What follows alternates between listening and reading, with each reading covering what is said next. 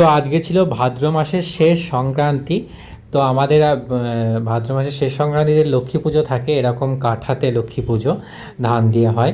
তো এটা আমার ঠাকমা করতো আর কি আগে, তারপর ঠাকমা অনেক বছরে অসুস্থ থাকার কারণে সেটা করা হয়নি। আর ঠাকমা কাউকে দেয়ও নি, ঠাকমা তাদের কোনো বউকে দেয়নি, বলেছিল যে আমি যতদিন বেঁচে আছি আমি করব, বাকি তারপর তোমরা যা করবে করবে। তো সেই জন্য আমার মাদের জেনারেশনে কেউই লক্ষ্মী পুজো তোলেনি, কেউ করেনি।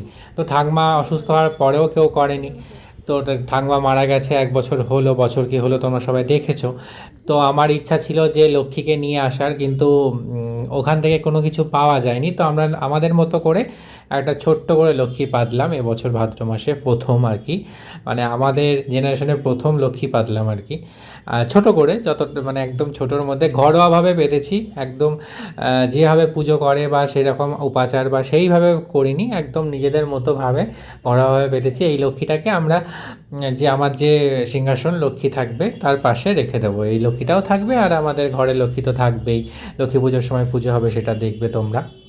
তো এটা হচ্ছে আমাদের বংশ পরম্পরার যে লক্ষ্মী, সেই লক্ষ্মীটাকে আমি একপাশে রেখে নিয়ে এলাম আর কি।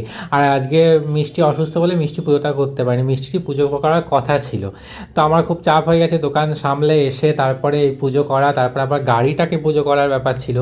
কারণ এখন তো আর পুরোহিত দিয়ে পুজো করানো সম্ভব হয় না, কারণ এই দিন পুরোহিত পাওয়াও যায় না আর ঠিকঠাক করে পুজোও হয় না। তো সেই জন্য নিজেরাই যতটা পেরেছি গঙ্গা জল টঙ্গা জল ছিটিয়ে ঠাকুরের নাম করে একটু পুজো করে নিয়েছি। আর এত তাড়াহুড়োর মধ্যে ছিলাম, ফুলই কেনা হয়নি, মানে কয়েকটা ফুল দিয়ে পুজো করা হয়েছে। তো যাই হোক, তারপরে সাইকেলটাকেও একটু পুজো করে নিলাম, বলছে যে যখন সব কিছুই হয়েছে সাইকেলটাকেও একটু পুজো দিয়ে দাও। তো ঠিক আছে, তো করে নিলাম। তারপরে পিতৃপুরুষের উদ্দেশ্যে আজকে রান্না বাড়া পুজো থাকে আমাদের, মানে আগের দিন রান্না করে রাখা হয়, সেইগুলো পূর্বপুরুষকে দিয়ে তারপর আমরা সেদিন আজকে খাই। আজকে আমাদের কোনো রান্না নেই। তো যাই হোক, আমি এবছর প্রথম দিলাম আর কি, আমাদের জেনারেশনের ফার্স্ট টাইম পূর্বপুরুষদের উদ্দেশ্যে খাবার দেওয়া প্রথমবারই করলাম আমাদের জেনারেশনে, ফার্স্ট টাইম, কারণ এটা আগে কেউ করেনি এখনও পর্যন্ত। ঠাকমা মারা যাওয়ার পরে এই বছরই আমি প্রথম করলাম। তো এই ছিল আজকের সমস্ত কিছু। আবার পরেরটা তোমাদের দেখাবো, পরে যা হচ্ছে না হচ্ছে।